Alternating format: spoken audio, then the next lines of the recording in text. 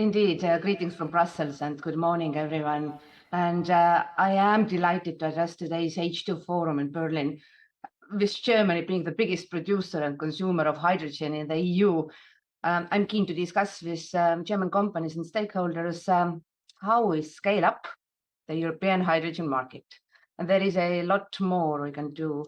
And I'll come to that in a moment. But first, it's worth looking back at how far we have come on the regulatory framework, infrastructure, and financial support so far. Because it was only 4 years ago that hydrogen emerged as new topic in the EU energy policy. But by the end of this year, by the end of first Ursula von der Leyen Commission, the EU will be the only jurisdiction in the world to have an almost complete and comprehensive regulatory framework for hydrogen. We have targets to create the demand for hydrogen. We have rules for producing clean hydrogen, and we have rules for hydrogen infrastructure connecting producers and suppliers. And most recently, we have designed hydrogen supply chain as projects of strategic interest. And this regulatory clarity is important because it gives investors the long-term certainty they need. And another critical component of a thriving hydrogen market is infrastructure. And here too, we have made progress. Last November, I presented the first ever list of European cross-border hydrogen infrastructure projects. And this list includes new, but also repurposed pipelines. And on top of that, large electrolyzers, as well as hydrogen storage facilities and terminals. And it highlights how European hydrogen infrastructure will evolve in the years to come and how this network will connect to neighboring regions, but also to our ports and via ports, the rest of the world. It will give confidence to both hydrogen producers and consumers that they can physically trade hydrogen on a liquid and open market. A market where cost-competitive hydrogen from renewable-rich regions will move freely across the EU and beyond. And we will also have a new entity to coordinate the development of European-wide hydrogen network of infrastructure operators called NOH. And once its statute is finalized, NOH will begin operations and develop 10-year network development plans for hydrogen in cooperation with ENTSO-E and ENTSO-G. And my aim is to make sure that this work starts already this year. This is important also for Germany, being the largest hydrogen consumer in the EU. And your core hydrogen network will be connected to the rest of the Europe with cross-border corridors. For example, there are already developments ongoing in places where hydrogen-ready pipeline projects are already under planning. For example, Port of Seebrugge to the hinterland in Germany. I also visited the sites for expanding ammonia terminals in Port of Antwerp. And I have met with CEOs of the Portuguese, Spanish, French, and German system operators, and they are jointly developing plans to create a hydrogen corridor to connect the hydrogen produced in the Iberian Peninsula to European demand centers. And in fact, operators across the EU are developing concrete plans to repurpose some existing gas infrastructure or develop new hydrogen pipelines. And I do believe that Europe is at this very moment unique in this respect, and that our hydrogen infrastructure will set us up in the leading position compared to the rest of the world. And third, we have increased our financial support for establishing the hydrogen market, notably through Next Generation and REPowerEU funds.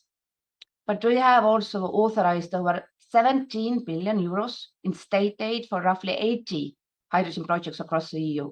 And this includes, for instance, a 55 million euros German measure to support ArcelorMittal in building a demonstration plant for producing green steel using renewable hydrogen. And last November, we launched the first ever domestic auction for renewable hydrogen production under the European Hydrogen Bank. And this innovative financing scheme will support the development of offtake agreements in Europe, a critical requirement for the most investment decisions. And I would like to commend Germany for joining this first EU auction with an additional 350 million euros. Germany, who did so, was the first EU member state to decide to join our hydrogen bank auction. And the bidding window closed on the 8th of February. And I'm happy to say that we have received 132 bids, meaning that 132 projects of renewable hydrogen production in the EU found an off-taker. And this is impressive. And it is thanks to the entrepreneurial spirit of many of you at the H2 Forum that we have such a good projects to choose from. And this is why we are confident that the EU will become the premium place for hydrogen trade. And we have already committed 2.2 billion for the next auctions this year. Ladies and gentlemen, going forward, the EU will be focused on implementation. Because legislation is in place, now we need to implement that EU-wide. Last year, we launched the Green Skills for Hydrogen project to roll out educational training programs across the EU. We cannot afford to have a skills gap. And we are also working closely with member states to ensure that there is a clear plan to implement their hydrogen targets. On certification, we will closely monitor how rules are implemented, with first voluntary schemes to be certified this year. Taxpayers and consumers will be able to know that what they consume and what they are paying a premium for is truly renewable energy. And we will complete our regulatory framework as regards the definition of low carbon hydrogen. So this delegated act will be presented very near future. We also need to further expand the work and budget of the European Hydrogen Bank, involving more member states and also financial institutions like the European Investment Bank. And this year, the Commission will conclude an initial hydrogen market needs identification with potential and current industrial hydrogen end users. And this will be the first step for the creation of a mechanism for the development of the hydrogen market internationally. The mechanism will help hydrogen producers and off-takers to find each other, either within the EU or globally. And I hope that many of you will join us and contribute to the development of such a mechanism. So there is still a lot of work to do.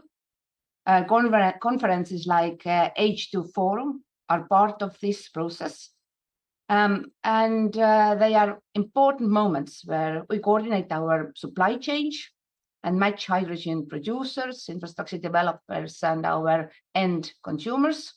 Only by working together will Europe pull ahead in the global hydrogen race. Thank you.